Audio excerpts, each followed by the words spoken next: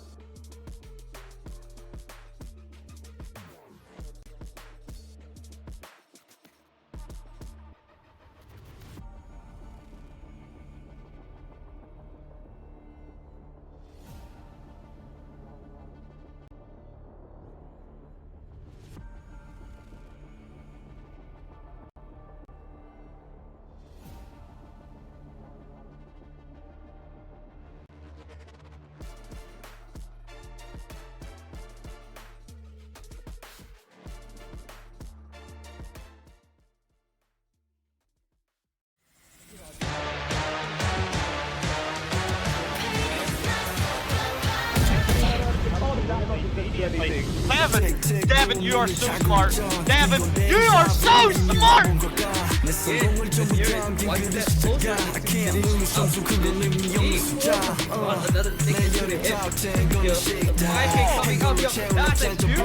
fine.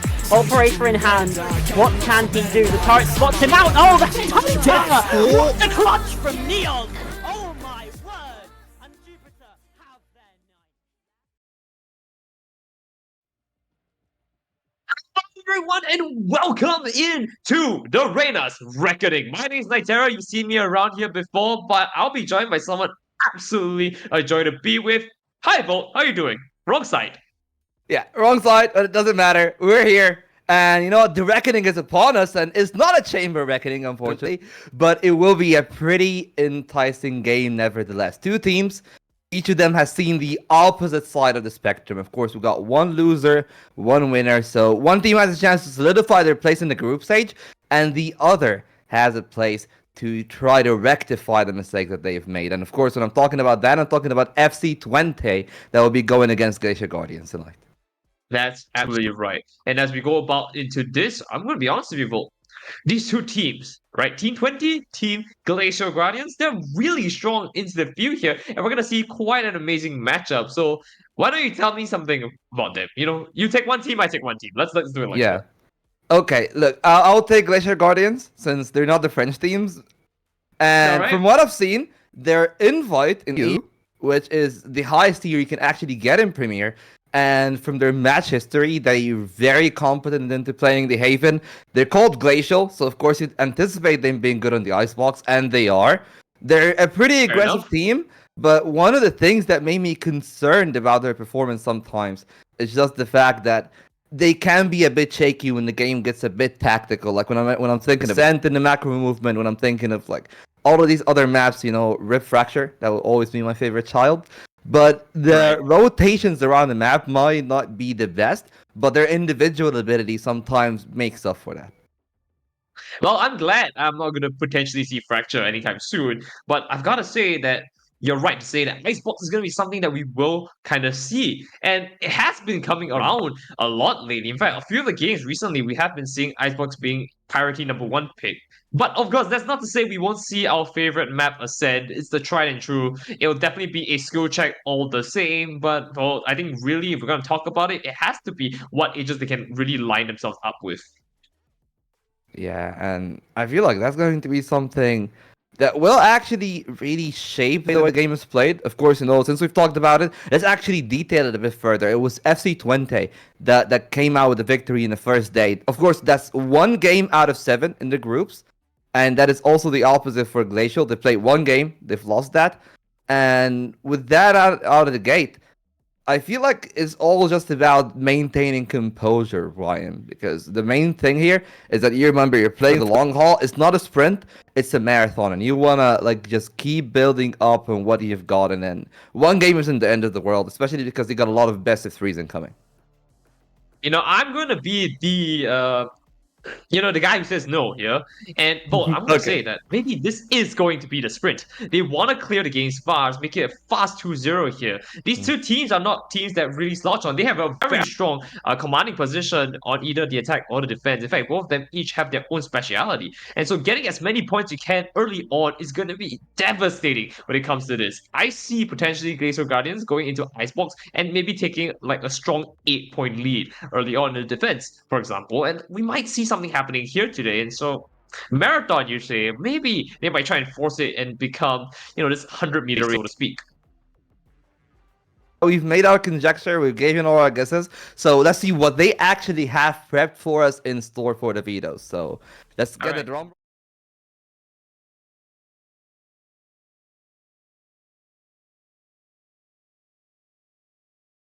Think that they're supposed to be there, but nope, definitely not. The intriguing part is we can actually talk about the maps a little bit because we've seen the map down in the bottom. I've talked about the Ascent a bit. That's pretty much everybody's favorite child. I absolutely despise the map. I'm not gonna make it any secret.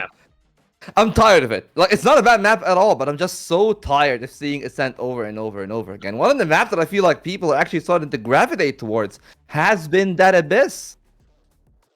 And I don't know about you, but Abyss, No, not my favorite map. Me too. Really, It's I fine. really don't feel like it. But then again, Abyss does offer quite.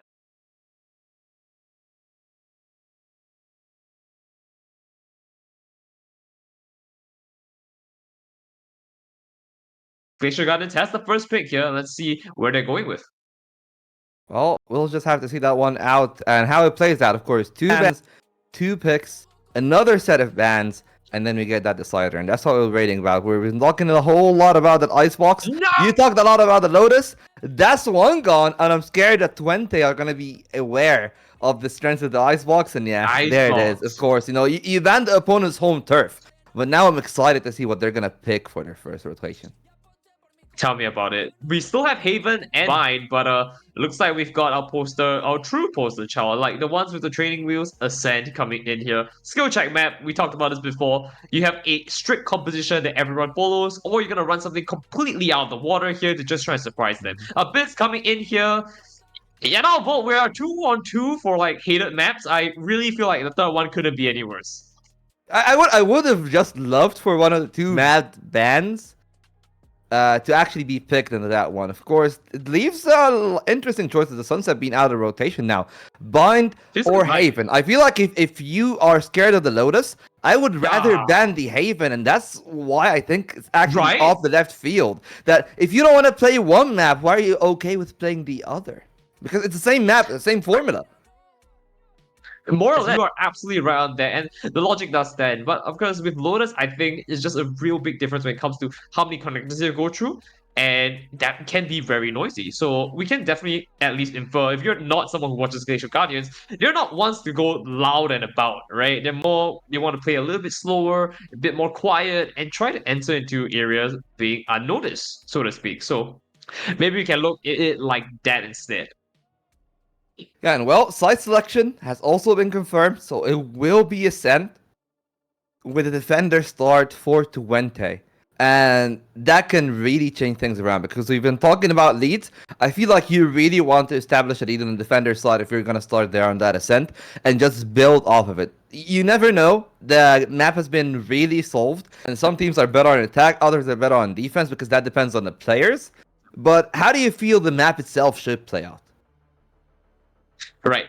I feel, at least what I said, that, I mean, it's easy call, right? They just pick the same composition. I think there'll be very slight variations to it. But I've seen in the past that Phoenix has been the so-called initiator of certain teams, especially with how fast you can get the run it back up. One of the fastest ultimates to pick up. However, I am not confident in saying that we will see things like a Viper pop up here, despite even being so strong. I don't think we will see a KO, but I feel like Sova is going to be definitely locked in there. There's absolutely no reason you don't pick a Sova up here, right? Our drone just gives so much information, the recon that it really comes down, I guess, to the very small, minute picks that they can go for and how aggressive they want to play. Because, again, Glacial Gardens are going on the offense first, so do you really want to force your lead here, or do you want to play more defender-sided and hope you can really take games after? I mean, we can definitely talk about the way that they're going to execute it, but I do agree with you. I think the Asians are just known. It's the three Musketeers, and that is Sova, Omen, and the KO. And then you got the two horsewomen of the apocalypse, which are Killjoy and Jet. Of course, the latter two have really taken the brunt of the nerfs, and things have changed quite a bit around that some teams are starting to experiment away from the Killjoy more so than the Jet. But I feel like you're never really going to change that comp. So we might as well just talk about how they're going to execute that on the map. Because as you said, the tools are versatile. It's just about how you actually use those, the arrows, the drones, your dashes, and etc., etc. All right. As we're going into it here, we'll see how it comes out and about. So, Agent Picks, we're definitely going to see the same old here. Killjoy is going to be locked in here. We are going to see definitely a dual Sova, but if not, I really don't know what they can possibly change it to. Sova just provides so much value. But to the namesake here, we are going to see our dear old 20 on Flip going into it with Breach for, namesake here, the Reckoning. And so I'm very glad to see that. But otherwise, very standard comp across the board, Volt. Yeah, I mean, you would always expect that kind of like box standard comp from either side, really, if you're playing Ascent. I'll be very surprised if we see anything different. Right. And for the time being, though, I was lied to. I saw it. yeah, I was just thinking, like, oh, they're hovering the breach. This could be interesting, but then I remembered, like, it's Valorant and it's a big tournament. Like $1,500, it's like a pretty big prize pool if you're considering the level of play. Of course, both of the teams are really LARPing at the lower end of the VCL, so they want to take things seriously, and this is as serious as you can get for this map. Right. So tell me, Bo, tell me, what can they possibly do to like spice things up here? I guess Ryan took the chamber TP, so maybe Yeah, I I can did. tell you that. Yeah, so maybe I can tell you something in the meanwhile. I feel like the way that I would love to see the teams approach it is just each team playing to their own strong side. When I'm thinking of Glacial Right. Guardians, I think of a team that their best strength is their offense. So I want to see a big spearhead and a lot of setup play. Maybe you don't need to go for the full-on frontal assault every time and just go for the big exec. Maybe you can just set up like a 1-2 play between the Killjoy and like one of the initiators that can help her with a good lurk. The Jet and the Sova is always a fatal combo with the drone and the dash to actually catch up on that player. And if you're on the other side, Twente seems to be a very rigid team, and that should be their game plan. Just make sure you play in positions that are hard to move, that should give you easier one and done, and just try to limit down the amount of freedom the Glacial Guardians have on their attack. Right. So, with that being said, we have established the game plan here, Bolt. Thank you so much for that. And now we need to really see if this is going to be the final outcome. Now, of course, it's going to take a little bit of while for teams to figure out, like, what is good with each other, like, you know, who's doing what, and what the other team is really looking forward to or aiming for. So, with that being said, we really have to take a look at the games as fast as we can if we want a good idea of what's going on. Yeah, well, we're still waiting to catch up on that idea, but for the time being, how about we actually go ahead a bit and talk about the rest of the veto, since we haven't really touched upon the other two maps. Hey, Well, you're absolutely right. yeah, we've seen the bans, and it looks like we'll see the game. And you know, until we do actually see the game, you got the Abyss. You've talked about it a bit. You're not a big fan, so how about you actually elaborate on that? Which part of the Abyss itself is actually the least favorite of you? And please say mid or B because they're both horrendous. Okay, look, no one plays mid. Let's be really real here. If you go through mid, you're just asking for a death sentence. Can we all agree with that? I think they would agree if they were alive. Yeah, see, that's the point. And if you want to talk about B is just an interesting place where you kind of like, do you really want to risk going through like different alleyways where not only, yeah, you might get a jump on them, but you might get the jump into the pit as well. And that's, I guess, one of like Abyss's shining points. So Abyss, not a very fantastic map, so to speak. And I think a lot of people are generally more accustomed to playing A. But I have seen a very interesting tag with Sage recently, and I would love to see if that happens. Yeah, and that is definitely something that we have seen a fair bit. I feel like we're starting to see a bit of a shift away from Cypher and starting to experiment down with different options, especially with the introduction of Vice. That can actually be a big monkey wrench to all the other plans. But speaking of the plans, well, we're planning to go into the game, and we should be getting there sometime. Of course, we see the agents, and we see everything set up and that beautiful overlay, but I feel like, yeah, beyond that beautiful overlay, we should be seeing the map, and there we go. In its entire beauty, away and elevated in the sky, we are going to see a match made in heaven indeed. Right. Now, of course, we're going to talk very quickly about the pistol round. I always say this, a simple round, right? You pick the win. You have basically 2 more free wins on your belt. It's going to start potentially a 3-0 unless you really mess it up here. But otherwise, it's not too much to say here. Just hope that you run around, get some good picks early on, and it's definitely more or less your game. Yeah, well, it's a quick start, though. It is out of Glacial Guardians taking control of 3. That's the backstab, but instantly answered around by the Sova. Great work from Razor. But here comes the other swing. They're trying to pincer them down, but ETT will take down both.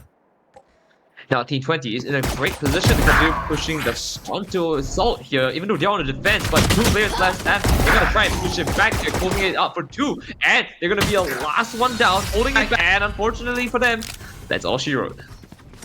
Big attacking round here from ETT. We were talking about it. We thought the Glacier Guardians definitely were playing to their attacking side and their own potential. But then you look at that, and that's exactly the part I feel like they lost the round on. It was a bit too early from Tezzy. He could have waited around for the paranoia, and that sealed another easy 3v1 that made things much easier for 20. And now they got their lead. They got their victory on the pistol. I'm pretty sure these ultimates are just looking around. They're not there yet. Don't worry about it. But the good thing is, if you're a member of Twente, your buy is pretty good. You got a couple of rifles, a pair of specters as well. It's only a single pistol, but against a full classic buy, like they shouldn't cause that much harm, but they might if they got into the side itself. And they're trying to overwhelm Clip up top, but that will be a big kill, and that should be a spike plant. Yeah, the spike plan's gonna come out. We're gonna get a post-plant situation here where we're gonna see how they're gonna play this out. Chu being locked out here, and on the top here, we're gonna see Haven being completely swarmed with everyone. Pushing out for the Bulldog here. They are gonna see behind the generator is gonna be one, but in L as well. Another one boot, and this is gonna be consuming them. They're kind of stuck in this situation, and the Omen doesn't realize it with Jet coming in, clearing it up with Saber as well. The Spectre, we're gonna clean house here. Last one standing, and Spectre's gonna try and spray. He's gonna try and make it work. The kill try, unfortunately not seeing his mark, but almost gonna be able to pick up Omen for one. A nice trade to clean it up, but otherwise, again, 20 was definitely slated to win that, but it could be a little bit too close for me. Too close for comfort, and it's definitely an expensive one for Twente. They're losing 4 of their 5 members. Sure, he kept the Bulldogs, he kept the most expensive weapon there, but you look at their rebuy, and you can definitely feel how much that one has hurt him. 2 sheriffs, I'm expecting to see maybe 3, even a 4th. Because there's no way you're gonna invest into that round. If you kept like both of the Bulldogs, maybe then you would have gone for that kill. Or like you would have gone for the killer buy, but for the time being, you're just gonna be content with doing economy damage the other way around. But for Glacial Guardian, I really like how they've exploited the quick climbing that they've had. But speaking of being quick, that's Josh taking a very quick peek, but the rest of ETT are being punished. Maywan is finding a pair. Josh out in the wild between 3 members is gonna be an easy 3P there for GG, and this should be a GG round. 2v5, no way that they're actually gonna get a comeback. It's very much like a 2-1 situation here. I'm not even sure what the idea was coming in from Junko, who literally just went straight in after the smoke and attempted to try and make something work. It was definitely not a good call here, and as we do see a return from that, Saber going down for the count, 1v4 situation, it was definitely not it. Lars has a Sheriff left in hand. You could try and make the play here to just stop 1 or 2 of them. You know, would definitely help, but not even sure of the right call here. You have to go for something though. You need to do some damage. You don't really have the extra armor, so it doesn't matter. Just trying to go for that kill. And they tried, it didn't succeed, and I feel like somebody's definitely trying to send some Morse code though on that overlay, especially on the attack inside the Glacier Guardian. But there is no code of this one. There is no Rubik Cube. It's just very simple plan from Glacier Guardians, quick, vicious, and they're trying to give it their whole. Right, so let's see how they play this one out here. We are going to have a very, very dangerous operator who's going to be looking down through mid into the catwalks here. And so we will see a very early kill potentially if they decide to step off their comfort zone. First one coming in, we're not going to see the operator come out. And that's a good sign, but otherwise, everyone's still very far behind. KO Jet hoping to go into B main here to see if they can get anything out of it. Lars, very close to get a shoulder peek. Are they expecting it? They're trying to shoot the arrow, and that gives the timing there for Lars to find that kill. Now they're trying to fight back, but they just used some extra util, and that's a very big waste because now you lost the arrow. Sure, you regain B main, but he got 25 seconds with absolutely no info and no tools to get it back. Let's put it this way, they do have the time, thankfully. They can wait it out for another push. Valorant's a very patient game. You want to be making sure that you are making the most out of your time to get information to fight back. It's not always the gun play that comes down to it. Look at that. Already the nice peek into it and a clean one on Juno, but as we turn around here, looks like they want to push the market here. Turning on a diddle, push back or into it. It looks like they have the entire place secured, but they're gonna opt to go for a rotate here. The only other time you have. Rotation, straight into a player in mid. They know where they are. They're not coming back 3. It should be easy for Saber, but the flash comes right into the face to bounce back. Couldn't have been any worse, and now they got their chance. They got a double in on the B side. The spike is planted. Razor's a little bit late, and my one has taken the best positioning possible. That's a big kill on John, and now they're trying to go back. Josh is down. Razor's there on 3. Both players are actually spending a whole lot of time just trying to look for Miawan. They're gonna find that kill, even in a 1v2, but that's enough time for Bloodwing to set himself up in a position for success. does it really matter though? You have to make a play. There's no reason for them to continue to try anything in this situation. They turn around, they just pick one onto the large, turns back, Caesar Sova flicks it out. Absolutely no reason why 20 should have gone away with it, and thankfully so, equalizing it to a 2-all here. Yeah, 2-all. Big round from GG there. Especially Milan. The fact that you were able to find that kill, get there on 3, waste that amount of time, and just allow the rest of the team to get it going and try to find their kills. And well, Bloodwing definitely sealed the deal. And now the money is going to be the big problem, because we've seen Josh on the op. He's been stellar on the op itself, but that has a big financial burden. He's now back to the Sheriffs, and the economy isn't looking good, but they have the firepower and the individual ability to do things just like that. Clean shot, tailwind away, and they might even fish for more through the smoke. Right. And I don't want it to feel like, you know, we're siding with the team here, but really, it was absolutely not in these games to win. It was a 2-5 scenario, right? 2 to 5 players, and it just completely got washed up there, and that's so painful to see. It is painful, but it was also somewhat unfortunate for that first pick. I feel like Saber really banked upon the fact that he can at least get one of those 2 players, but the flash bouncing is absolutely outside of his realm of possibilities. And speaking of things that are possible, Saber at that kind of range can find a kill. They walk in. The drone is coming in the right timing. The Blaze Storm is just gonna get one, but the flash on the opposite side really punishes them for it still. Glacial Guardians been guarded away from the sides for some time, but they need to assault 3-on-1. The paranoia from Saber is perfect to isolate that duel, but Yuno just got too much of an advantage, that Stinger against the Vandal. They're gonna get the kill, they're gonna get the slight, and they will put down the stop.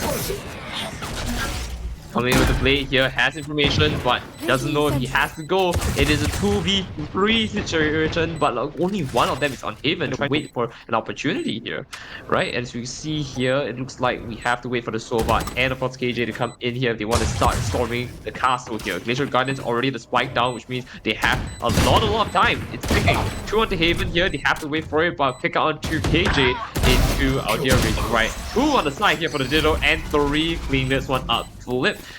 Unfortunately, 1 trade, but that's about it. Yeah, good play from Tezzy, really, to seal that one away. Clean shots, but the shots from the other side as well were great, really. 20 killing 3 players in a round like this, especially when you see in the replay, like you're talking about 3k in the bank, they're gonna still be okay in terms of financials, but they've definitely been hurt in a few of those players. And if 20 are able to flip things around at this round right here and get back to winning ways, stabilize for 1 or 2 rounds, this is their gateway back into the first half. But all of that rests upon a couple of big ultimates. They don't have to play against. They went for same win. Both players flying, but Josh is gonna win that duel. Even go for more, but the overheat will be paid in blood to the wing. Right, as you go about it here, looks like they have complete control over A here, which means, you know what that is, post-plant situation is about to happen here. 2 onto Haven here, and we're gonna see 2 wrapping around into tree room and maybe enter in from the connector there, but otherwise, it's gonna be a little bit rough for them. They want to actually play a little bit slower. A very early call onto their lockdown here, and we are gonna see 100 Street deceiving and stop this lockdown, but it doesn't look like it's actually happening here, unfortunately. They do pick up 1 side here, turns it around, 2 large going into Bloodwing for the return, and this is going to be it. They have changed 0 players, no information given, but push now. They have the advantage. Close up for 1, my 1 to large, and they're gonna be able to make it work here with a round win on the defuse through the smoke. I cannot believe my eyes, boy. Oh, I can't believe my eyes either. Milan canceled that Hunter's Fury right before destroying the lockdown, and that gave them the space necessary on 20 to actually get in, and it's just yet another mistake there, made this time by the side of Glacier Guardians. After getting everything right, after getting everything done, they just basically squandered away that opportunity. A lot of ultimates are thrown back and forth, but there are still a couple on either side. Both of them being from the shadows, though, means that we won't have any big value ults as of yet. The closest thing we have is Razor Ride's Hunter Fury, and they might just try to go that one, get that Orb 1B main, and then set themselves up for success if they want to do that, but looks like that will not be the case. Razor Ride is playing in market, Take flight. and they're just trying to hold for mid. They'll spot the rotation. Alarm bot is there as well, and they've held it. They got the kill, though. The answer will be no. It's actually a great entry from Zane. Yes, and it looks like they've got their good deals into market, which means they have to access to B if need be. The team is getting around here. We are seeing KO coming back, and they're able to pick them out through the elbow here. Flip is already at the corner. He just needs to wait a little bit, but otherwise he has to face the wrath of the entire team of Glacier Guardians here, which means it's not looking too good for them. 2 players into their spawn, trying to get back out of it. It looks like 20 is going to be a little bit stuck here, especially when they have only one real angle to go through, and time is ticking. Well, I feel like ETT has definitely let the ball slip there a little bit. You need to contest some space early. You're giving away too much to the side of Glacial Guardians. That they've been exploiting that play, just splitting around for B, going in for market. The fact that you weren't able to pick and choose what you want to do on the side of the defense has been my main gripe. You could have just doubled up on market, at least try to play somebody with a crossfire from CT. So you go for that 1-2, but that wasn't the case. You didn't even duck away from market and give them that space and try to play on backside. So they took a very risky duel. They paid for it. They're gonna lose another round, and this time it's going to be Glacial Guardians on the lead. 1 round only, but not just that, they got a big lead economy-wise as well. Well, let's be fair here. You have 2 rifles to back them up here, and so I gotta give it to them. At least they have something to work with moving forward. And the games have been very back and forth, a very ping-pong-like situation here, where, you know, you take one game, I take one game. So I can't really say if there's really much of an advantage in general, but as you look at their buys here, definitely want to consider holding it back just a little bit. They think they can win this with the amount of utility they have. I like to believe that it is possible with the buys that they have in general. Well, but it will need to come, though, at the expense of using some of these ultimates. So we're getting a few openers than the Flip and Saber, because they're the 2 players with the guns. And we're still waiting upon the way that they can move. Again, space given to GG. And they've taken mid. It might be a repeat this time. Zayn is just holding on to the tailwind, waiting for somebody to jump spot. They haven't been seen, as far as I'm assuming, but now their presence is known. They don't care about it, though, because if you look at the A site, all of their presence is there, and if they get the A site, they can just try to go back for the spike, but the fact that the spike is in B is actually going to waste a ton of time for them. Right, so we're gonna take a quick stop here, quick break onto the side. Looks like everyone's being slow, and so we don't have to really force anything out. I think this is good for them. Glacier Guardians wants to make sure that they have all the information they need when they make a grand push in, right? Information gathered. Looks like they're gonna go to 3 room here, and out here, Lars unfortunately onto a classic. I'm not sure what you can possibly do in this situation. Figure it out. Wait, he has information, raise it. Alright, he has a big one, but unfortunately, they're the rifles. And the 2 as well onto Saber, and now we're gonna see post-plant situation coming right on just a bit. That's like such a dominating feature coming in for him. All that sprays, a lot of the praying, but it's not enough to make it work here. One for the side here, looks like Tactics finally going down. My one to return, raise it right, and it looks like we're gonna see Genie on the flip. Which means we have only 1 more player left, and that's Junko. But Junko has to play a little bit safer, but he's too aggressive all the time here, so we want to see him play a little bit slower and see if he can grab a nice shot. Shots are coming out, not making it work here. A few picks, just not lining up well enough to get turned around, and unfortunately it looks like it's going down. My one with the rifle here, just allowing him to just spray, and not even pray. He's just jiggling with it. He's just playing with him there. Like, you look at the way that is, just very calm and collected. And unfortunately for you, Jonko isn't thinking that, Josh. So you're out on your own, and they definitely got dealt with well on their own. And now that's the lead solidified. Economy is in such a good spot for GG. And this half might just be spiraling away from the control of ETT unless Twente can really try to get 1 round back. And they need to win it with authority because they have no money left in the tank. So they need to at least keep 3 to 4 rifles if they're going to make this half convincing as a return for their side.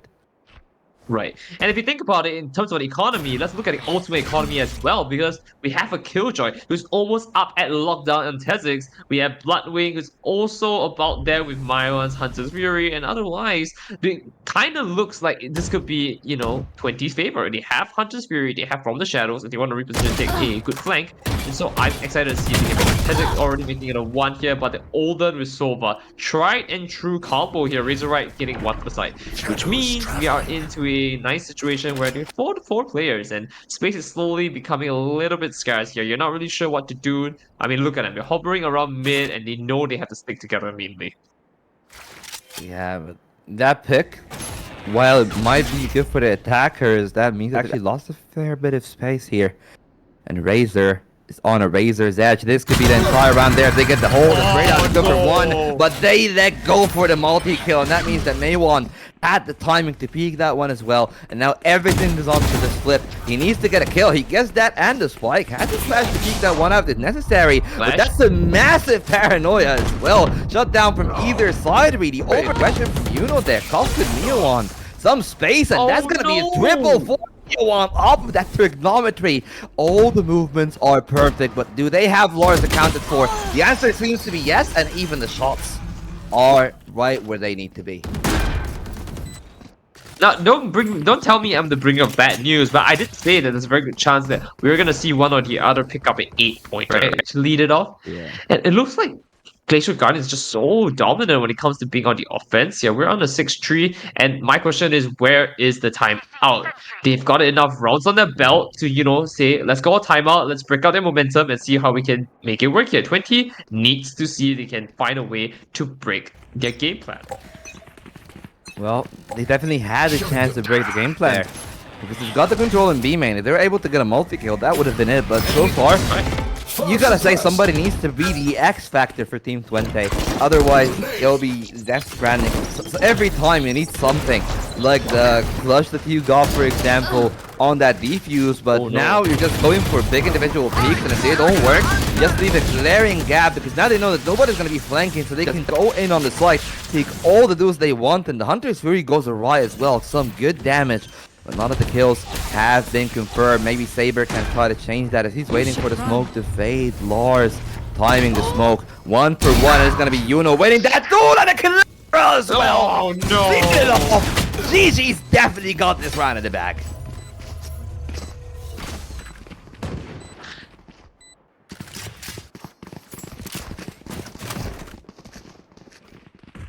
Oh, just look at that. Just look at that. Beautiful from Yuno. Couldn't have gone any better, finding that duel by the smoke and then finding the double afterwards. And that's the entire goal that they wanted. I've got no words. I really got none. It's so painful to see. I mean, honestly, I was just waiting there and I was like, oh god. Right? And again, it's just leading up slowly here. GG's already onto the 7-pointer here. It has been a 4-round win streak here. They gotta continue this avalanche that's coming forward. Already testing onto Razor right here, which means it's gonna be a little bit rough for them. They're gonna turn to Market again and Jono pick for 2 into Flips Maewon. There it is. The Guardian and Vandal just making such short work of them, and 2 shots as well. So now we're left with a situation where GG, they're on 2 players, right? Just like the 2 Gs in their names. But if they play a little bit slower, they could make it work here. B is completely unguarded except for one Jet who's in market a little bit further than you think. So they can get the KO early on. But as I open my mouth, cast his curse, and they do not get it out. Which means Bloodwing, last one standing, is gonna wait for opportunity, turns around, gets pick up here, and has to play through market. He knows the Jet is there, he's waiting for opportunity. Plays it slowly, goes around. Does not see anyone through elbow. He's very cautious on this, and he knows, I don't think this is a win angle. We have to pull out here and try another angle at all of this. If he goes through mid here, he might see a lone cage. Who knows?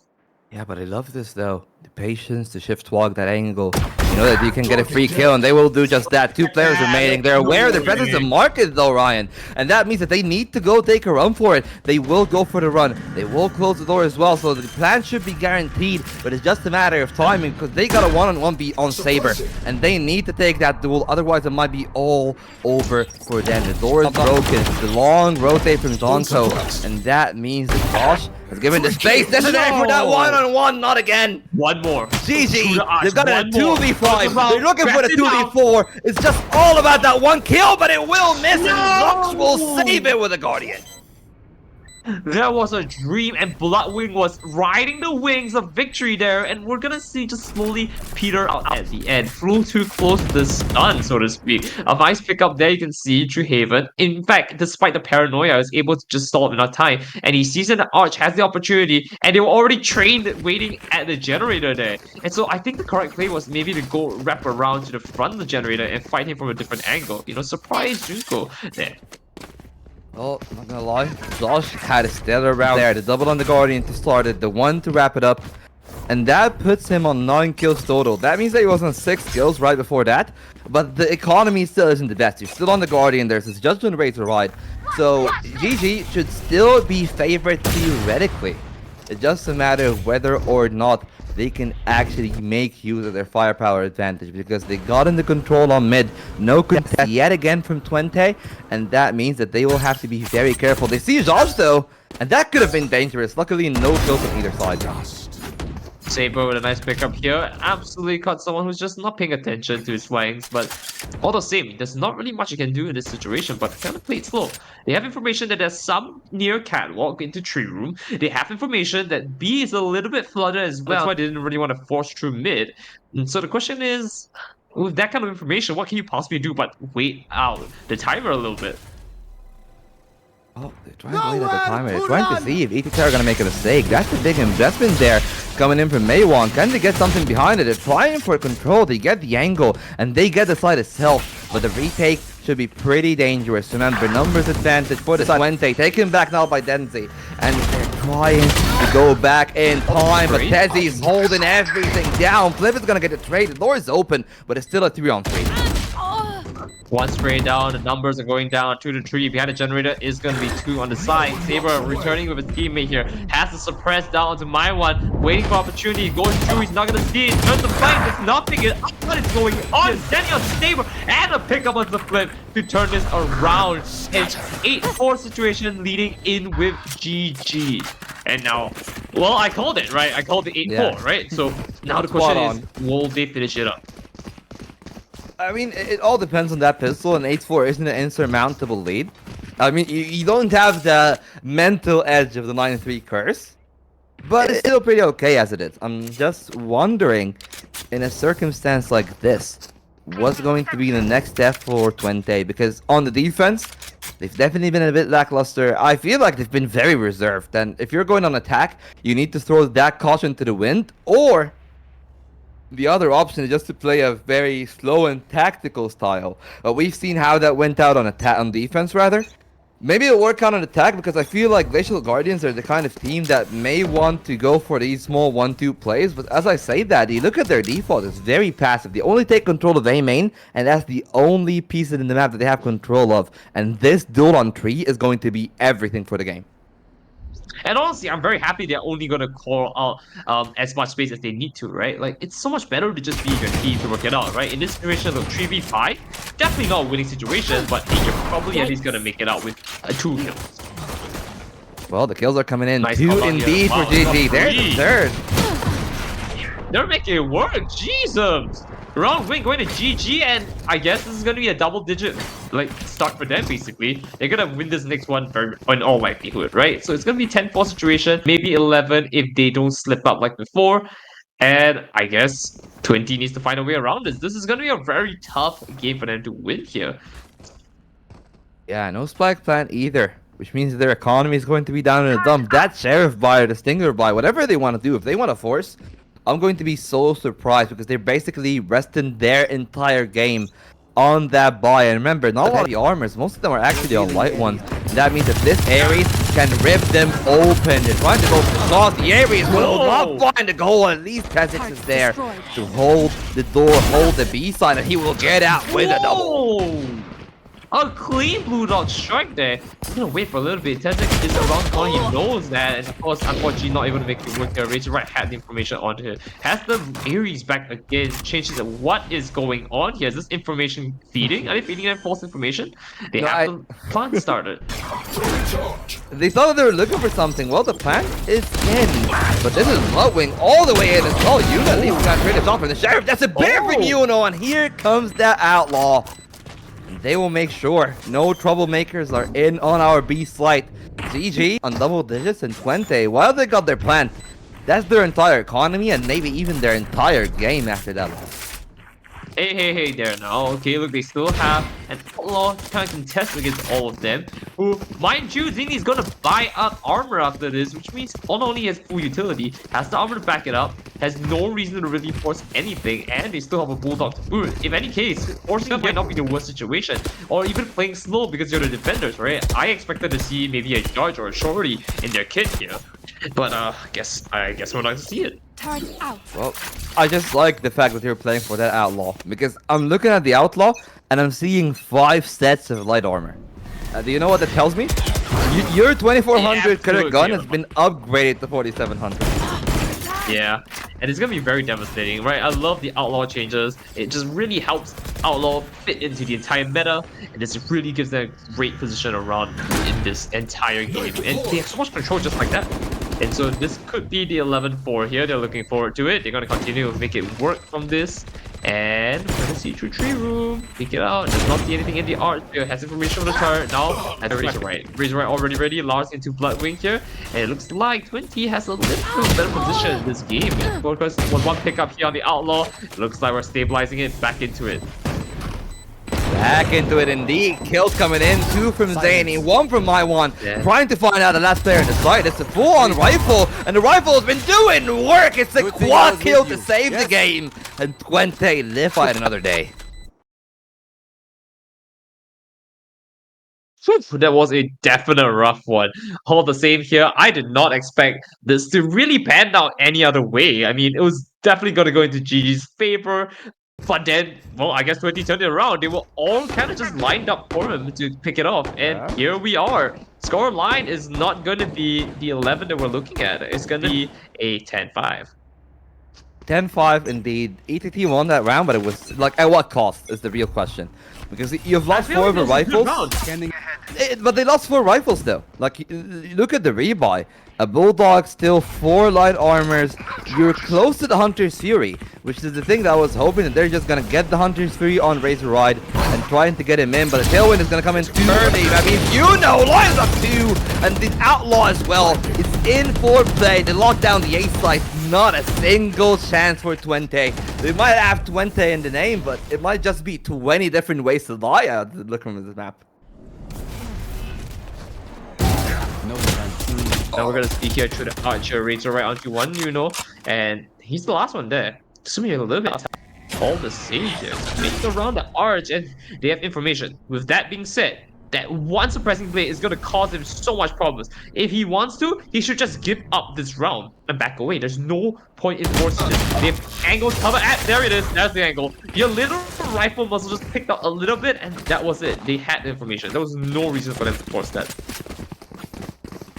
And they just try to force the ball, and that's exactly what I was talking about. Like, the difference between Twente and Glacial Guardians is that Glacial Guardians in defense, they're okay with setting up some of these, I would say, you know, like the passive holds, the way that people like to play. Yeah, they're not that passive. Like, they set up something, it's a choke point, but it's an aggressive one. Where you see Yuna at one angle, somebody else playing by the generator, third player by 3, and all of them are trying to pounce on the opportunities. Not like they're waiting for them to plant and then play. No, they want to get an advantage even before the spike is planted, which is a very different case. If we flip over the sides and we look at Twente, they were just waiting for the spike to be planted to start playing the retake. So what I'm hearing you say, Bolt, is that they were filthy campers. Am I right on that, Bolt? Am I right on that? I didn't hear you saying denying that. No. Okay, here's what I mean. Let's put it in better terms. Okay. All right. One team is trying to play for the retake, and they didn't succeed in playing for the retake. The other team is just trying to deny the plant itself outright, and that has been successful. Okay, that's fair. I'll give it to you. That was fair. Yeah. So as they sit in this opportunity here, I guess it's just kind of simmering in this pot of like opportunity. They're just waiting for it to, like, you know, be done and over with and just put it out of their misery, I guess. And now we're in a great position to look forward to it. The scoreline is 11-5. It is basically impossible for 20 to win here because you can make any amount of mistakes as GG, and you still have enough rounds to really take one game after 6. Right? You go back to your bonus twice, you basically can win this. 20 is in a very, very harsh spot here. I mean, I'm just gonna be honest with you. I think that this spot should be doomed. Like, you got a single rifle. Unless Razor Ride can put out the ammo, there should be no way in hell, especially with Zany, getting that position. That position is just filthy. You can get a free kill. He knows where the Sova is, by the way. He should have seen the drone. But can he find a player? Can he spot him? Looks like that will not be the case. I wouldn't. Lift the Hold on, fight hold on. another day. Oh! And nicked the armor a little bit, nicked some HP a little bit, but otherwise, I mean, he's got off relatively scot-free, especially on the side. 20, absolutely no damage onto him. So now we're gonna see if he can continue to make this one where Tessic is down, but I guess GG still has a little bit ways to go with 4 players in their belt. Now making it 2 to 4. Paranoia is coming out here, not gonna make anything work here. Morgan looking a little crowded, picks it up for 1, but otherwise he's going down for the count here into Razor Right. And now last one standing, round win, 5-12. We are going to match point both. This is gonna be a good one. It has been a good one, but only for one of the two teams, really. Glacial Guardians, they've been having a swimming time there onto that ascent. Everything is going on well for them, really. Like, their holes are right, they're picking the right places, they're picking the right timings. You can say it has been the worst possible outcome for 20. And maybe this is their one chance to get it back, because I'm looking at 4 ultimates.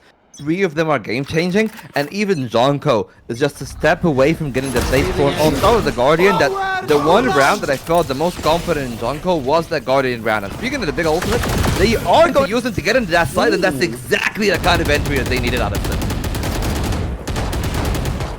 Right, turns it around here. They gotta just kind of waiting for opportunity. And now they're just waiting for a very good chance to try and push in. They have gotten the 1 kill. That's the most important thing, right? It's always the first of many. It's the first one that is the hardest. Now they've got the 1 information onto the corner here. Kind of just want to wait for Razor Right out here before he can do anything. They could also just shot down and hope to like kick him out just a little bit here. But 1 pick on to the side. Ezek is going to 20, and now Saber is going down onto 2 here with Jonko. And now this is going to be a time for them to turn this around 3-2 situation. They're going to pick it back here, flip onto that, and round win going to 20. And this is going to be it. 6-12. Again, still a very impossible lineup here. Yes, it's a very possible. Or, of course, Yonko there did big plays with Saber to hold it down on the stairs angle.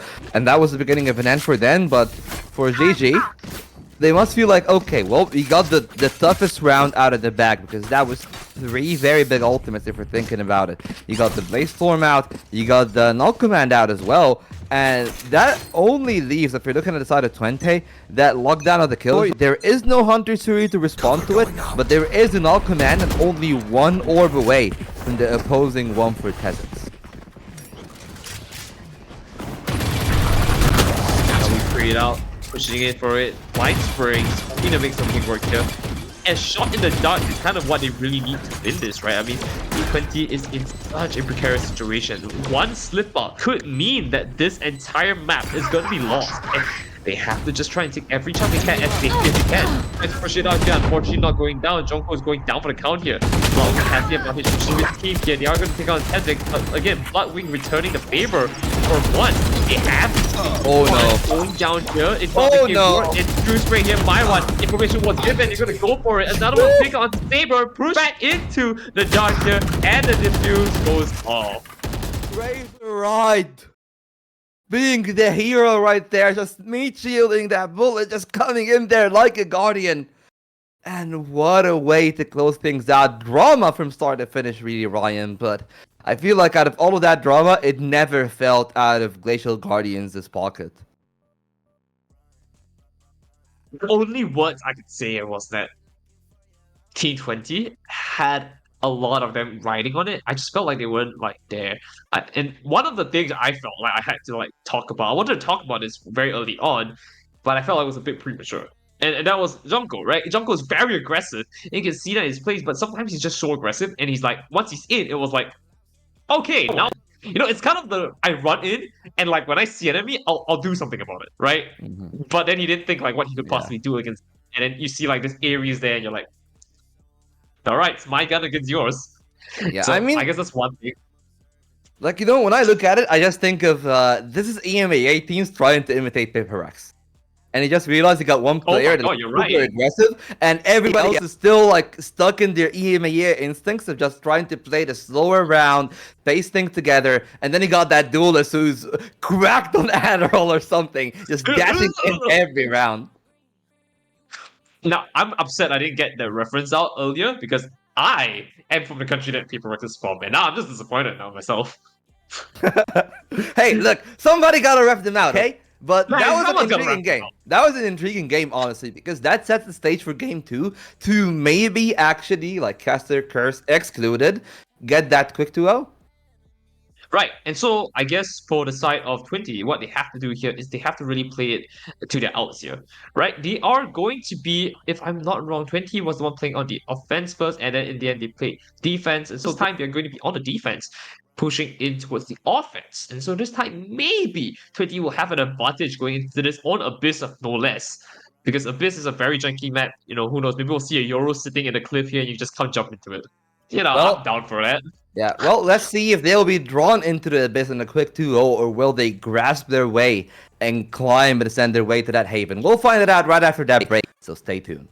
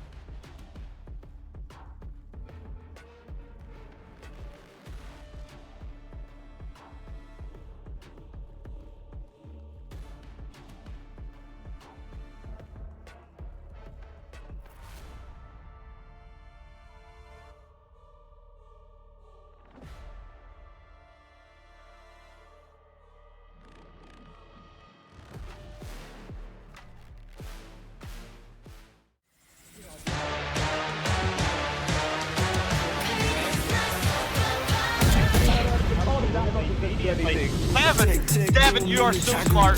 Devin, you are so smart! That's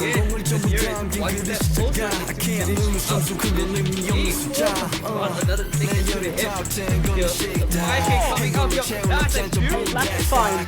Operator in hand. What can he do? The turret spots him out. Oh, that's touchdown! What the clutch from Neon! Oh my word! And Jupiter have their night. Oh, they may be out of the glacials, but the Guardians have still been kicking some ass so far in the series. It's off to a very good 1-0 on that ascent, and you know what, Ryan? Now it's time to a map that I feel like will definitely make you look like this once you've been playing. I don't know about you, but I'm not a fan of Abyss. It looks like you're not one either. No, I'm not. It just really looks like I'm enjoying myself, but no, I'm not. I'm not excited to go into the Abyss. But given how the teams are played, I think they would actually make more use of mid and take like good duels instead. And that might be the funniest thing ever because I don't think we would see duels happen if not for the fact that these two teams are very aggressive. And I like that. I like that. They're slow, but still they pack that punch in them, you know? Yeah, absolutely. But I feel like one of the main things about that in that aggression is also the pacing of that aggression. I feel like Twente are much more subtle in the way that they like to play. You know, Yonko's the main one that actually goes for the aggressive plays, try to get the entries on duelists. Even on the defensive side, it's on going for picks. But for the side of GG, it definitely feels like it's much more of a team effort, and they're very loud and proud about it. Like they set up big util dumps, and they're very intentful in comparison to what Twente feels like in a nonchalant way, just going util and hoping it sticks on the kill or something. I guess to put it this way, I would say that Glacial Guardians are a very big wall that you kind of have to surmount. And at any point in time, they can just like collapse onto you, right? But on the other hand, when you look at 20, they are kind of a team that are like individually, they are really strong spears, but they're not coordinated enough to like, make this like giant Megazord spear to hit things really hard. They each individually can pack a punch, and I guess that's also why you want to take them out as a team. And I guess that's kind of what we're seeing happening right now, where Glacier Guardians are able to just pick them off one at a time and slowly, kind of just start dialing out. Well, do you think that will be the case in Abyss? Because you've talked about it, you said that individual duels isn't the best thing that happens on this map because you don't want to be playing mid. Absolutely not. But is it going to be a 2-0? Like, do you still have faith in that prediction? Man, I don't want to say it's a 2-0, but I feel like Abyss is one of the most. I mean, we used to talk about how Reyna is one of the most selfish agents you can play, right? Because all Reyna really does is like, I take health for myself, like go away, like health is for me, health is for me. Hey, by the way, blind, and like I don't care about all of you. Like I have a blind, I'm just gonna fight, right? Because I'm a fight, I get HP, I win. And Abyss kind of feels very similar to that. Like if you just play for yourself, a lot of times you're gonna be taking a lot of better opportunities for your team as a whole, and I guess it's one of the reasons this is not a very favorited map, because if you just play it out as per normal, like in QP or like low rank games, like you probably have a good time, but that's about it. I mean, I'm talking out my ass, maybe, Yeah. No, I don't think I don't think that you're wrong, really. I think that definitely does happen, and you really see that a lot, especially if you're looking towards the early play from the defense more often than an attack on that B side. Like a lot of people go for selfish peaks, especially if you're playing something like the Reyna, like the Jet, where you have some setup, where you have a tool to escape. These are all going to be valuable things, but I'm just contrasting the two comps, and we're going to see the Gecko on one side and the Breach on the other, and that brings different things, but I feel like I've become much more accustomed to seeing Bloodwing and Gecko in comparison to Flip on that Breach. Right. And so maybe we will actually see your prediction come to pass and how that's going to pan out. I mean, we already know what's going to go happen. I don't know why I'm saying as if like we don't know what's going to happen here. But I think as we go into it, we will definitely see a little bit of variation on how we will normally see some of these agents being normally played, especially since they're a lot more aggressive. So I'm excited to see how that goes. A lot of the agents' utility can be very attributed to selfish in a sense, where it's a lot more I do my own thing, I benefit my own thing, or like my thing does only things to one person, or I'm just trying to buy time. It's a very slow like utility, and things will happen, but really it's just for my own benefit because I'm buying time for myself. These kind of things, right? Yeah. And so really, I think it comes down to whether they can line up some of these things to make it work for the side of 20. And I would like to see that. For example, let's maybe say like Breach's Aftershock into a Gecko's Blind, right? You just throw both of them in different directions, and you have to tell, at least they have to guess, like, do I want to challenge the Gecko who's like behind the wall who threw it out there, or am I just going to take the Aftershock damage and just run to a corner and hide for a bit? Something Yeah. like that. It's a very 50-50 scenario in that situation, but I think they could make something out of it. I I might mean, be crazy here. definitely. Definitely. I'm looking at that. I'm just thinking about it in conjunction with each other. Like, you got the Gecko on the Right. Jet. On the other side, you got the Neon on the Breach. And it's a very different approach. Like, I think of that, and my mind instantly goes to Haven because it's a much simpler example. If I'm going to be, Right. trying to explain those comps. Like, Neon Breach is just very quick execute. Neon isn't actually as selfish as you think that she is, because she's primarily Maybe much not more that of a much. space maker in comparison to something like the Jets, where you want to get the fragging yourself. Like, Neon gets in, you have the ability to definitely outplay with the movement and slide all that good jazz. Right. But your main priority is just getting your team across that starting line, getting into that site. And with the amount that you have, with the fast lane, with the relay, you just give your team the breathing space to actually flourish into that site. And if you add the rest of the comp on top of it, it feels like it's going to be a very suffocating execute if that comes. And then if I'm looking at GG, I wanted to try to stop that execute even before it happens and be a bit more aggressive on their defensive side. And I think that is where we're gonna see, one of the teams shine. If they can actually pinpoint exactly what you said and really execute it upon like that. I feel like that is one of the ways that they can really outshine. I talk about like how they can just throw like utility and hope like they lose the 50-50 in a sense. But I think that might be just the linchpin to all of this, right? Like if they can slowly make their way into that scenario vault, I think we've got a game going for ourselves here. Yeah, definitely. That's something that we might have, but so far though, one team has a definite advantage, and it was a very I wouldn't say that they were like crushing the map, but they were the clear favorites through and through. And well, Glacier Guardians, they're still the favorites here in Abyss. But the different comms though is going to be the one thing that I'm looking at, and I'm just going to have some questions. Because the Neon Breach is such a good team play tool, and Twente has been better on the team play. I wouldn't say individually so far, because if you look at the scoreboard for the past game, like it's definitely been a wash. I'm just trying to look at it here on my other monitor, and yeah, let's see. Lars is only on 8 kills. Saber only had 5 kills in 19 rounds, and if you're able to pick up that individual level and try to keep up with everybody else in terms of performance, then Twente definitely have a chance to make a comeback on this Abyss. So we're gonna have to see whether 20 really can leverage off this advantage and make it work. The composition, according to you, lines up perfectly with what we're gonna go for. But I have a feeling Glacier Guardians are definitely there to just stopgap them in their tracks. I mean, they're the Guardians for a reason. They're gonna make sure they hold their ground. And as we take a look here, already said this before, pistol round, win this one, get 2 more, call it a day, 3-0. Start the game like that. But it's gonna be who picks it up here first, and if Glacier Guardians get a hot streak in front of them, safe to say we have quite a hill to climb for the side of 20. Yeah, well, let's see if 20 can actually get off to a good start, though. Because that will be the one main thing that I'm just going to be wondering about. Can they do it, though, is the real question.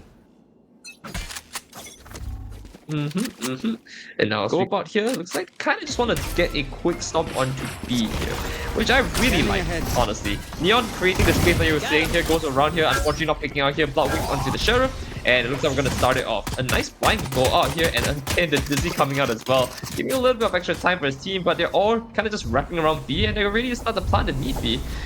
And again, all said and done though, we have to see how they want to handle this again. One pick up Bloodwing. the Bloodwing. I gotta tell you, there is blood on his hand. Kind of just falling short of it.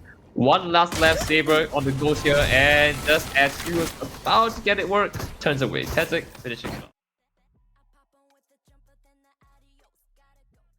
Thing? But, yeah.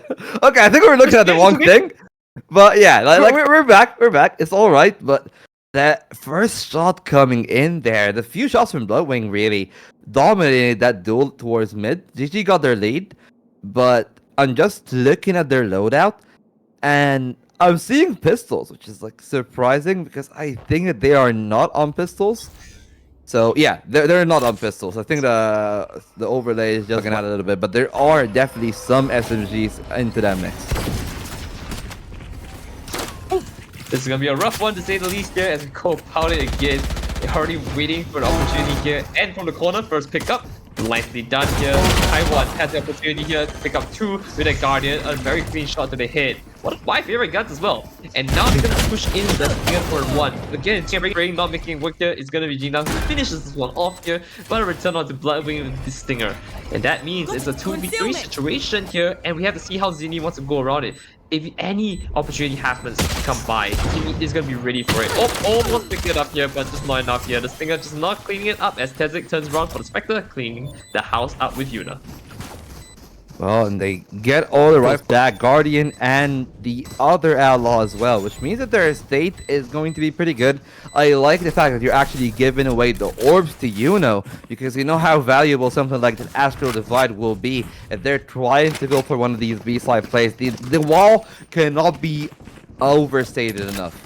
It's just so strong on both takes and retakes, and I think that's something that's very important to catch, because I'm looking at the difference between the two, and Saber is almost there. Like, Saber is more than halfway throughout his own ultimate. He only needs 2 orbs, and he has a Phantom in hand, so an orb towards B, and then maybe you try to go back towards A, get that other orb, and you definitely got yourself a very solid execute, even if you're struck with that light armor against the Outlaw.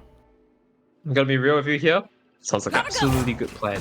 GG is going to be making out with 100 Spirit potentially, but Bloodwing is going to start Junko there, and it looks like we've got the first of many. Disease out and about. We're going to see if we can make anything work from there. Formation going out. However, it looks like with that being said though, my one really wants to play out for his team right now. I don't think the orbs are going to be as important as taking kills right away, because they don't have a lot of space. They're going through mid here, and you slowly realize that they kind of pins it out. Well, let's see how they can do that. Yuno is very deep into mid. My one is the one that is there as well, but he's so far behind. And yeah, and as we do just consciously pausing, we're gonna understand that this is a very tight situation. It's a tense moment, but he's keeping back to one. My one, but no, my one not, which means the orb is coming into favor. But with Razorite returning that means the scoreline now 1-3. Because now Razorite last one standing. He doesn't have HP. Turns 1 can make the 1 pick, the 2 pick, and we might see the 5, the ace coming in here. Razorite on it here as the lineup here, and unfortunately, makes it work with that 1 spray. oh, that's a bonus 1 and 20 now. Hard to be reading off that one. That's their entire economy investment there out the gate. But Hey, their economy don't be so isn't the sure. worst yet, though. Like, they still are able to fund a few rifles. And with the Astral Divide and them being only 1 away from the Hunter Series, Ryan, maybe that's their gateway back into that round. But to do that, though, they will need a pick. And I feel like the 2 players that have been making this near impossible for them definitely has been Bloodwing and Zany, just holding down with the snipers and holding down the long sideline on B. But speaking of the operator, it has been basically relegated to the weaker side, and that's a big miss without the space there. Yeah, getting it very close to the source here. The shorty is in hand and there's a lot of smoke, but otherwise it looks like my one has to pick up anything here if he wants to go for Hunter's Fury. There's no way he wants to force this right away. Otherwise, he's gonna be in a very precarious situation where he just isn't ready to fight back if anyone runs up to him. Runs up for it, kicks it up here, Zini for 1, and now we're gonna see them slowly drop like flies here, as we do see 20 stuck with 2 ultimates that just cannot really turn this game around at the moment. They don't have the space to really use it at the moment. Right? Astral Divide pops out, and then what happens, right? They just wait there and they lose the round. But on the other hand, you can definitely see that Hunter Spirit could be something that can turn them around, but Razorite was just so far up. I definitely don't think there's much way they can turn this one back. What about you, Cole? Well, they stole the gun. That's a good start. If they get a pick behind it, that'll be even better. They should be aware of the positioning of the trap, but if you shoot it down, this will be game over for you. So Saber knows that the 30 seconds should be more than plenty. He's thankful enough though. They didn't make any noise while dropping that spike. That would have been the end of it. They're trying to break it. They're gonna break it, but they're gonna get Ezek this position and the angle to find both kills. I feel like that was just a bit overzealous from Twente there. Well, I mean, let's take a look at the overall situation, right? 26-second clock here. There's absolutely nothing you can possibly do. I think the only thing you could have really done here was that Saber should not have tried to like deactivate the tripwire here and just kind of wait for an opportunity, because if Tenzik's right around the corner, you pick him up. I mean, you have every single opportunity to deactivate the tripwire at your own time, right? But otherwise, definitely there was no way they're winning that round. They could basically only make one pick there at best. But still, I mean, the nerd in me just say, hey, try to take the duel from the right side first, so then it's easier to break off the trap if you're on the right side of the wall, because the left side of the trap is the one that should be more exposed. But outside of that, I feel like it definitely was a difficult situation for them, but things are starting to be easier and easier for GG as they lock down most of the angles. They lock down the A side. The Silver Arrow's there toward A, but they haven't taken the rotations, and Bloodwing is now aware of their presence on that B long. You are divided! Right, now as he turns this gun back around, you'll see a nice pickup from my one here. Still has the Hunter Fury waiting for opportunity. They do have Pika secure, turns it around. Neon's gonna be pushing it forward. They have no opportunity to make this one work, but this Astral Divide, again, causing so much trouble for the entire team. They don't have information that this is actually going down until it actually goes down. And so right away, this Divide already scoring them value, and we might see 20 actually going up for 1 point. But on the back here, we do see Josh coming in, Trash actually giving information, and they're not gonna actually see anyone here. One off the side here, 3v3 situation. Neon could go for the overdrive here, going to try and make some play, and he's just not making it work. Spray and pray is an opportunity there, but not making it work. No. Again, picks up one to test Saber onto one. Hunter's Priest is gonna blast it, and he's gonna get information all the same here, and there's no way they can make it work. Razor right, one of the Hunter's Fury here, but Blockaway is just going to give them so much value from that. Well, they tried to play it the right way, though, because what he wanted to do exactly there was Desik just trying to buy some time for Yuno to get in, but Yuno needed to land that shot, and that one whiffing was always going to spell disaster for their chances in that round. At least it's only a single round for Twente so far, so Glacial Guardians aren't feeling the heat as of yet, but they might start to do so because their economy isn't in a good spot. The same can be said for Twente, so this round is going to be a make or break for them. It is going to be the make or break. You're absolutely right. 20 loses this, and it's going to be back to square one again, right? We're going to see them on to try to attempt to get a bonus round back to see if they can find any way to make this work. But again, there's an opportunity here. First one coming out here, we do see a very beautiful ultimate coming in here. And still get that information they need for this round, right? Neon coming in here, Tenzin comes around the corner, and Jungle making a way out here. But right around the corner, it looks like Neon might be into the fray and has information for one coming around the back here. Just need to swing at the right time. Turns around, Jonko unfortunately not making it work here, and does the one back. Razor right through the box and into two. Now this is gonna be beautiful for them. They have another one in, and it looks like 20 finally making their mark here. Well, Neon is definitely not playing Valorant. That's a different game there for that slight entry, but that triple there from Razor right was the nail in the coffin for that round. The double on the players coming in from mid, that sealed the deal, and then by the time Yuno tried to swing back, they've already given Razor Rod the time necessary to reposition and take a much more comfortable duel. The comfort that will not be afforded to GG as they're relegated to only a hero rifle in the hands of Yuno, but luckily for them, behind that there is a very fatal combination between the Hunter's Fury, the Divide, and the Bucky getting in up close on the B side if they want to, but they're still waiting for some aggression. They want to scout out what ETT are trying to play for, so then they can have a better stack, because the majority of the stack is there towards that A side, especially there with that Bucky trying to play up close and personal to main. But with that not happening, I feel like they will need to make quick rotations if they have any hope of winning that round. Phew, this is gonna be a rough one to say the least. They definitely have a foothold in this, and they're gonna slowly climb their way back up here, but I don't think GG wants to give them out just like that. They have quite a broken buy. But I mean, we've seen them happen to have a broken buy and still make it out pretty much unscathed. So I'm excited to see where this one really leads us to both. And I gotta say, the patience is kind of wearing them thin here. They don't really know what to do. They're very spread out. If they really want to force this in, I mean, it's gonna be hard. First coming in for that, nicely done. But otherwise, information is given. I feel like they should pull back. but they're hard committing into B here. I don't really know if this is the right call. Well, if they get the spike plant, it will be the right call. They do get that, but can they get out? It looks like they will even get a kill on top of that, but instantly locking that one down. Remember, still got that device. There's still a Hunter's Hero, but seems not to need the util until ETT. They eat them all up at mid. My one and Bloodwing fall down, leaving Zany all alone in that 1v2. Guardian at hand, though, means that 2 precise headshots should be all they needed. Now they know where the breach is. Pale to the back of the site. They're trying to earn their space. They've definitely earned their mark on the spike there, but the second shot needs to come in. It will be a second shot, but it will be courtesy of Lars to close down the gap, and ETT are only a single round away from equalizing. And I'm very happy that, Twenty has stepped up the game for this one. We really talked about how they try to make random utilities that, might feel selfish work. And we can definitely see that. A lot of space created by Neon here. We have information coming from Sova as well. Either one of them giving the information, you can definitely see how they push in with Breach here. And I guess in the end, if you look at their composition, it's a lot to do more with the number of players that they have as a whole versus the utility that they can really output here, right? Because it's not very duelist material, let's put it that way.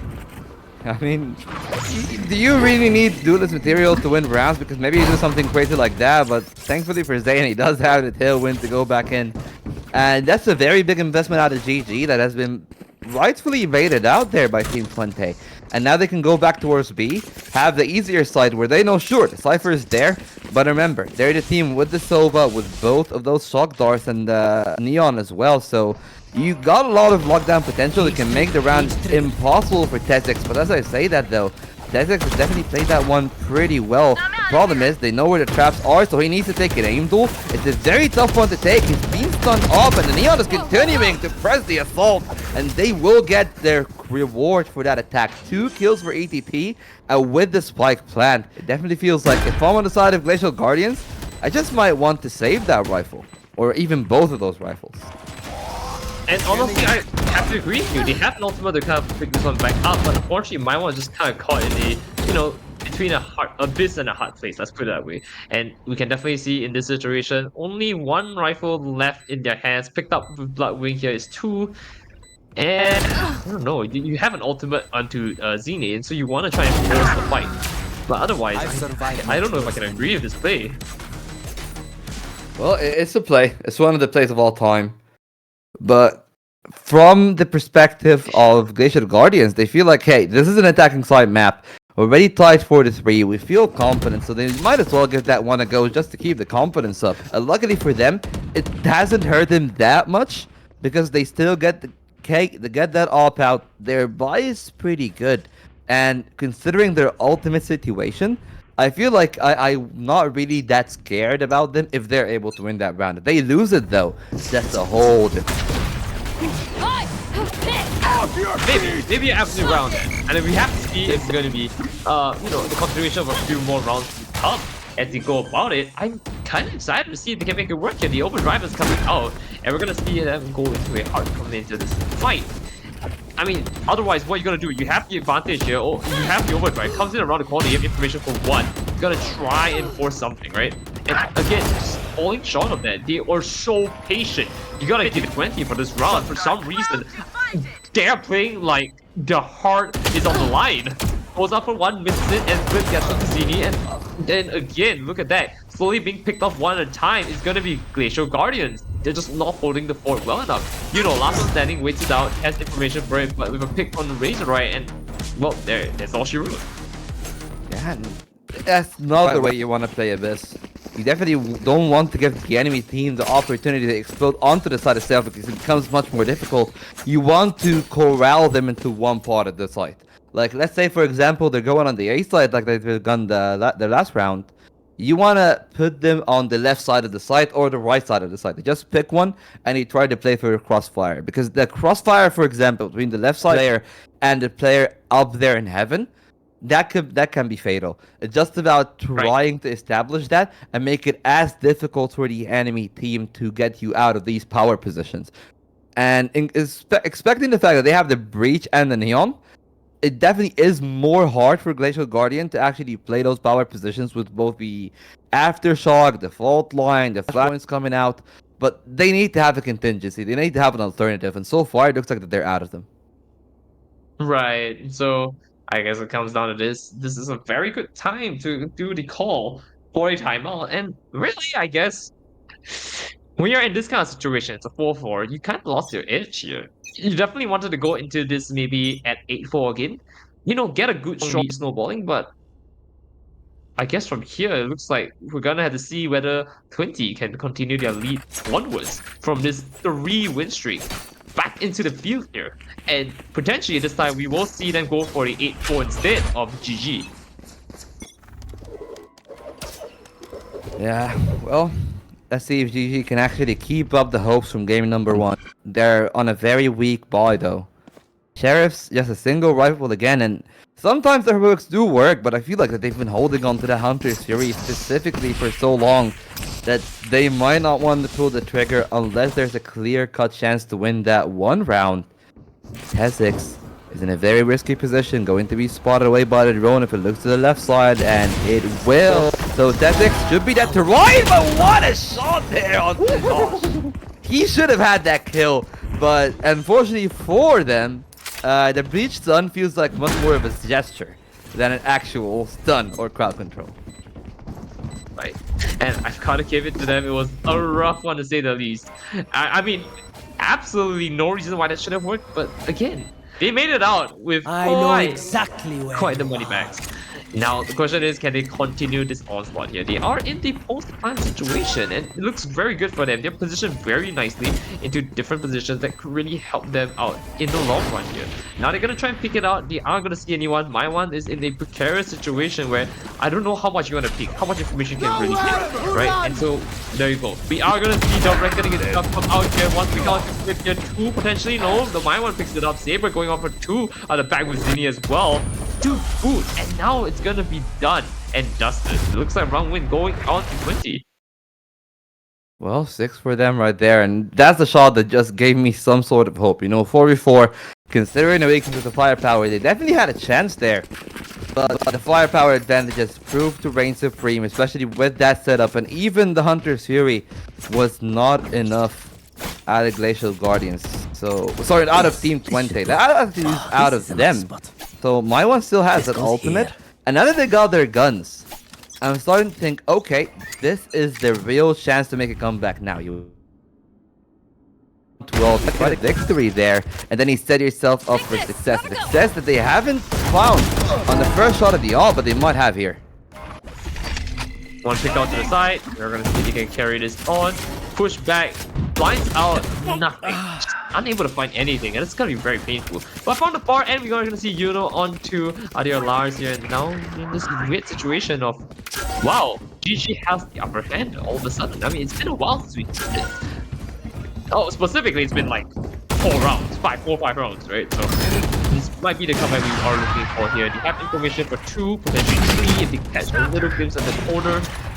And maybe something could work out for that. Treasure is going to come in here, and we're going to see if they can continue onslaught, pushing back onto Altia, Gecko, and of course, now finishing it off here, we are going to see Yuno, a beast in the making, clean this one up. And flip, last one standing, unfortunately down to Tezix. Oh, that's big for GG though, the fact they were able to get those kills, and right there I feel like ETT definitely earned themselves a chance getting into the side itself, but that's the element position that I was talking about.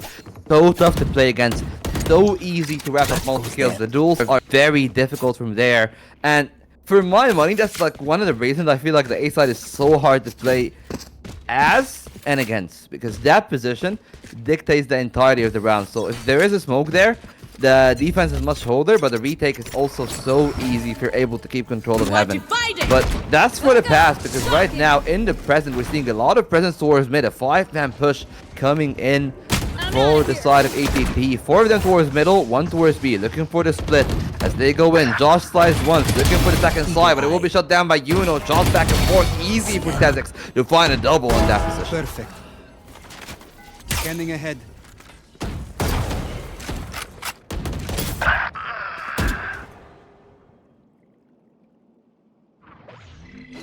Can you feel the tension? Can you feel the tension, Vault? It is a 1v3 situation. I don't know how this is going to come out. Hunter's Fury is there. They're waiting for opportunity. That's it. That's all she wrote. That one click on the 100 street gave the information they need. And I gotta be real with you, it's a rough one to say the least, Bolt. Yeah, it definitely was rough for quite a while, but still, 6-6. It's a good score if you're on the side of Glacial Guardians because you've picked a team comp that might not be as explosive as it goes in. But if we just look at the scoreboards, honestly, I feel like there's definitely a chance for them to make a way back into that one because while Zany didn't have the best of chances on the defensive side as a Jet, that 6-9 score, which does look kind of nice, might actually be even much better as we flip over to the other side. Luckily for ETT, their members have turned up to the map, but this is just the big one here if you're talking about the side of ETT. If they're able to set their footing right, if they're able to get that play towards B, that can be a very different look for them. We might actually see a third map, but looks like that will not be the case if GG keeps playing like that. They take those duels, they won one, they lost one. This is going to be a weird 1-4 situation, and players are just kind of hoping they can find any pick. They're going in as a team here, but they're not going to realize that there's so much missed opportunities, especially since you look around the corner here. Nice line out here, they weren't ready for it, and they get the free. This could have been a 2-1 fight where the 2 wins no matter what, right? And I'm just feel really sad that was not the case there. And again, Razorite going in so nicely, has the line out clean and simple there. And there it is. 20 is up a game. Sorry, it's up a round on them. Right, 7-6. Yeah, 7-6. Score is pretty good for 20. The fact that they're able to keep on the pistol. And the advantage is good. Luckily for them, they even denied land, so no real risk coming in from Glacial Guardians at round number... what is it, like 14? Yeah, round number 14. So, in that case, we shouldn't be worried, but maybe the numbers game might play a part because they used their util, they wasted all of it, and this is a chance to try to trade that kill, and they will do just that. They're able to hold on to it, get that gun back. That would be massive for them. Because not only they've gotten that, they've also won that duel on mid, and suddenly they got their way into the side. It's all on the flip. It looks like he has flipped the switch, but that switch will be flipped right back by Cedric there on the platform. Saber onto that, on 2 now, and I'm very, very shocked to say that looks like we have a chance to turn this around. However, where is Bloodwing? Bloodwing is in such a weird position, needs to pick up a better gun if he wants to go against them. No, he doesn't need to. to. And I don't think he really I don't think he really wants to make this work right now. I think it's so much better for them to just, you know, play it slow, and now they have information. I really don't think that was right. I mean, they're still holding strong. They know that he's towards mid, but they were thinking, hey, he expected us to rotate towards A, so he took the jump. They're waiting for him to come out mid, but he hasn't done that. He's going to B-slide, and the plant itself is a win because it already killed 3 members. If you're able to plant the spike, maybe even get a 4th, that'll be much better off for you. And he breaks off the util. It doesn't even matter if he's known.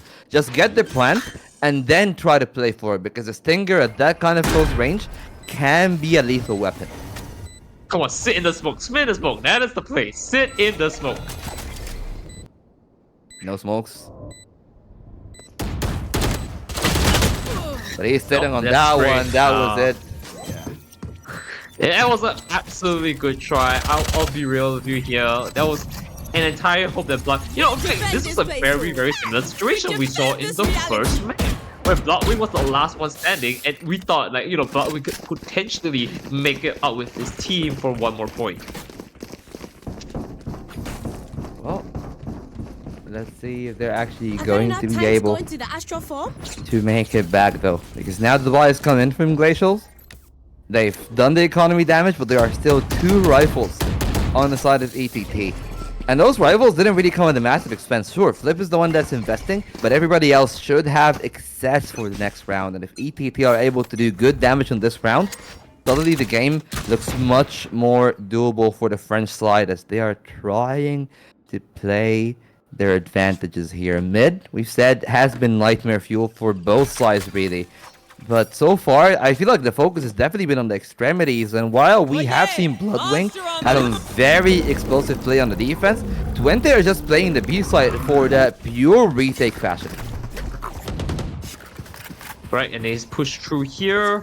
can they really take this one back from themselves? And I guess Almost the answer is out. going to reveal itself in just a bit here. They're already set up here. The spike is down. It looks like the entire team has to kind of force their way into B from the back. And I gotta say, it's a very good situation for them right now. It just kind of seems like they're kind of waiting for an opportunity to get it out. They have information from one lone just there, and otherwise, I guess it's fine for them. A spray and pray moment there, last making out against Zinni, and I guess we're gonna see if they can continue the onslaught here. 3 players down, they both have rifles, all 3 of them have rifles, sorry, and they're gonna try and make it work. Bloodwing able to pick up one bomb without taking so much damage.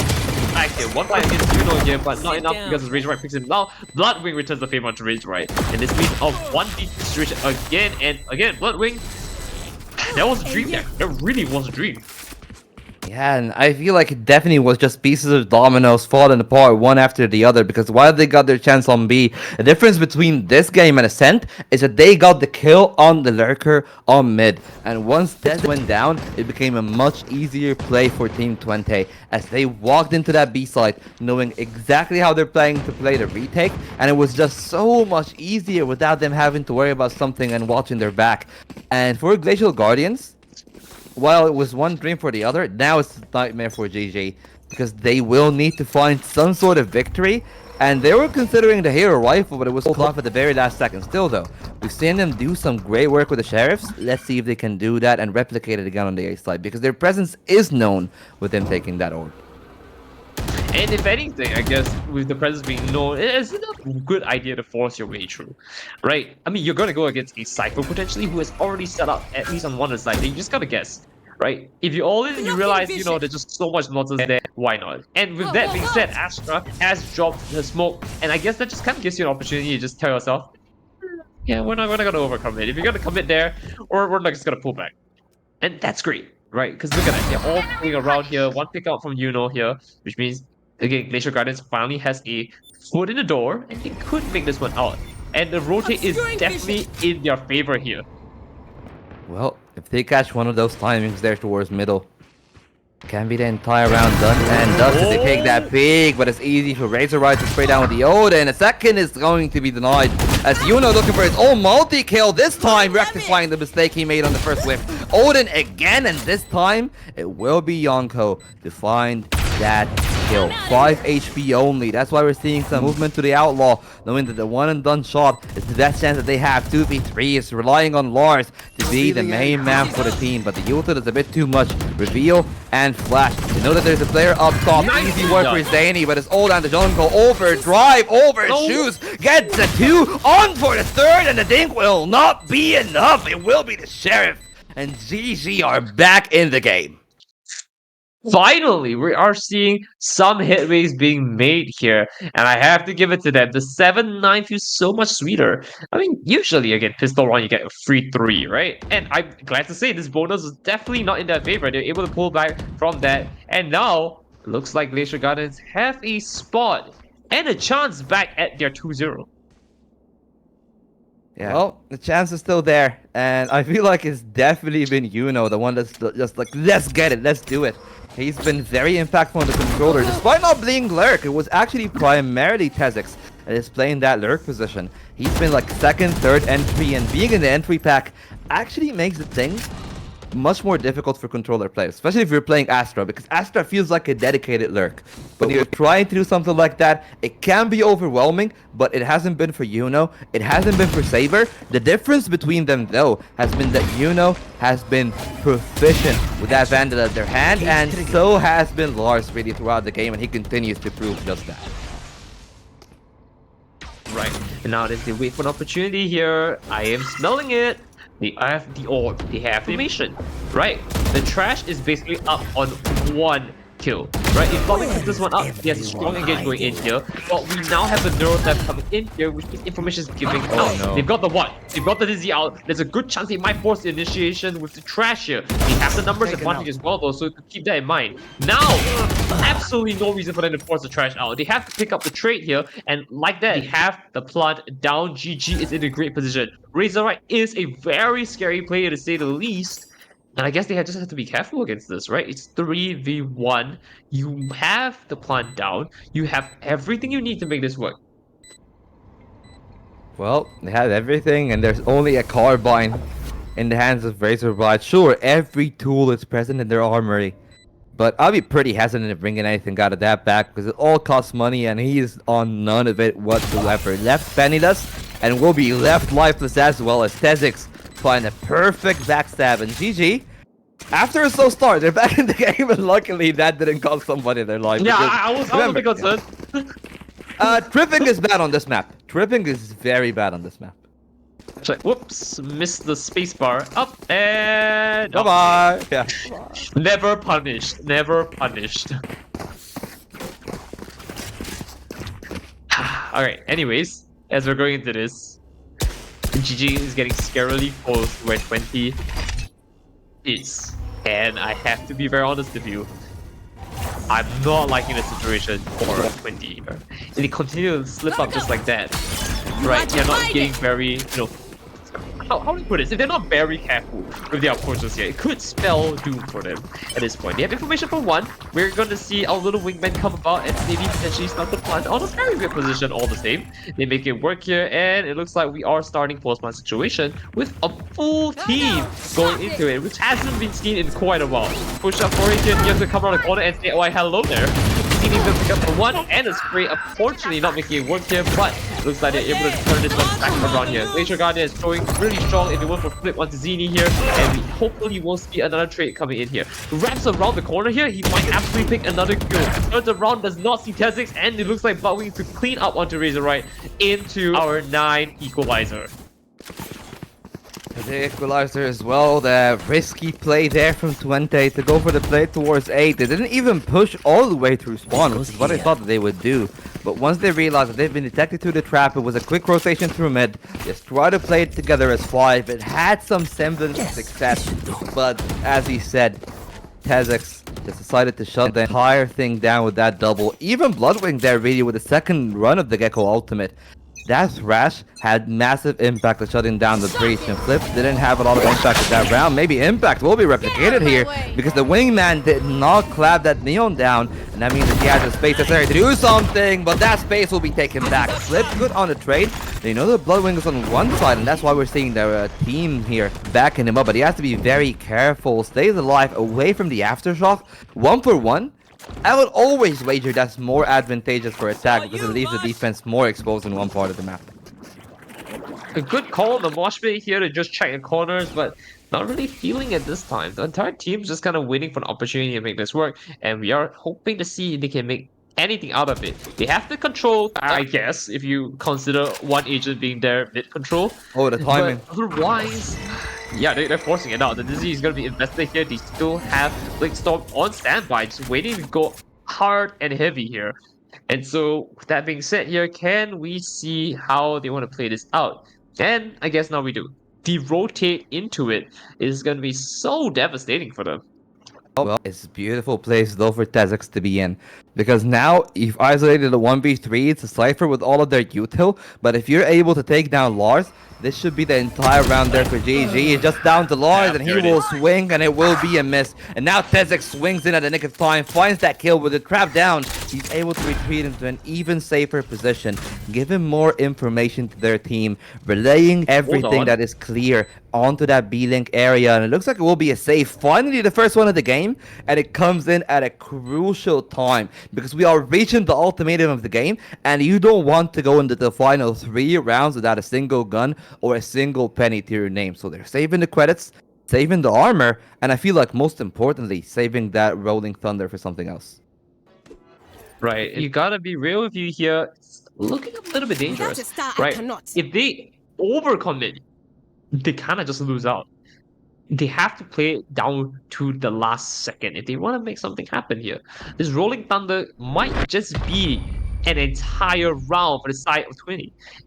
And you were right, it could have been an absolute waste to just force it out. So I'm glad to see how this works. Well, I'm glad to see a lot of things. And I'm very glad to see Glacial Guardians back on the right track, but for Team 20, that has been really a moment for whom the bell tolls. Because what started off as a very good game, Zany really has been neutered. But then you look at the rest of the team, we said that Yuno was doing a lot of work, now Tezix really on the lurk. has been finally unleashed because the rest of the pack has been allowing even more and more space for the Cypher to thrive. And if you're looking on the other side, I feel like the team has definitely been much more compact in their scores to the side of Team 20. But the biggest problem has been that mid area. You talked about it. I talked about it. Nobody likes to go there. But when you gotta go, you gotta go. And I feel like 20 just don't want to go. It is definitely not a place I would want to go either. I'll be honest with you. This is a very, very tough call to make here, right? And as we take a look at, again, the economy, you can definitely see in shambles. You don't want to be in 20 situation after the equalize of all things. And if you even look at the ultimate economy as a whole, right? Astral Divide is on standby here. I don't really feel like that's a very good situation to be in. But in conjunction, I mean, I guess you have Rolling Thunder and in Eurodeath to kind of contest that. Well, let's see if they're actually going to be able to contest. I love the fact that Lars actually switched up the setup. Sure, it's one on a much weaker buy, but you need to have some variability. And well, speaking of things being different, Josh QT will deliver the 1 and the 2 to give their team the best chance that they've had in this round, and maybe even in the entire the second half. A double kill is massive. No my one, no Zany, but the big 3 are still there. You got the util, you got the lurk, and you got Yuno. What can they cook up? I like how we're actually thinking Yuno is the piece that we have to try against. And it's just kind of like a big deal. Really, the biggest deal in all this is the fact that we have the teamwork to really make it work. Look at that. GG able to stabilize the game just a little bit more just with that. However, the Neurodev is going to be a bit of a problem here. They now have information, and again, Yuno stuck in this precarious position, unable to fight. Only 21 HP. Now again, we do going to see the commit here to Rolling Thunder here. They're going to try and force it up, but it's not making it work. Watch Pit lock them out of the corner, and now like if they turn around here, they might be able to pick up one. Does not realize anyone's up, and first pickup coming in here, but someone's just above them. They're forcing the defuse, they're not letting it go, and they're trying to make headway of it. Unfortunately, down one, and there it is. Tezix finds the quad right there at the very last second. And what a play from Bloodwing, really, to find that kill, stall so much time, allowing Tezix to come in at the nick of time. And it was a stick, by the way, there, Saber. They would have had it, but unfortunately for them, they made their bet, and they will pay for the consequences. Play grown-up games, and you pay some grown-up prices. And the price right now is Glacial Guardians being one step closer, and only a single step really away from closing this entire game, because if they win this round, it's gonna be match point against the broken down economy of 20. Right, and so with that being said, it is going to be a little bit rough. It is 11-9, and they have to try and find some hit. Turns on the back here, these pins are off, and our dear Tezix unfortunately cannot fight the surprise from Razor Right. There it is, turns from the corner, they are going to see the little bridge, traps it out here.